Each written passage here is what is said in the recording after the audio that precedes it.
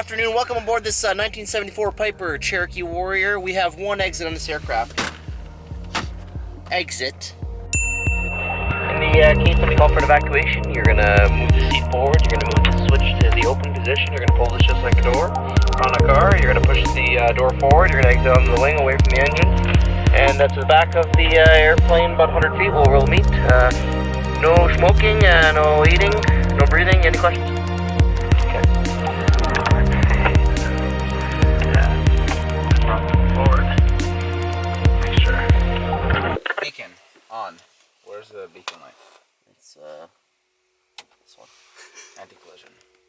Can we see if it's on? Do you want to look out the back? I can't see it, but I don't really care. Just look out the door. Okay, it's fuck. Yeah, it's on. Okay. Fuel pump. Yeah, it's On. Like that. Brakes. Set and hold. Prop area. Look around. Clear! Engine. Oh god, here it goes.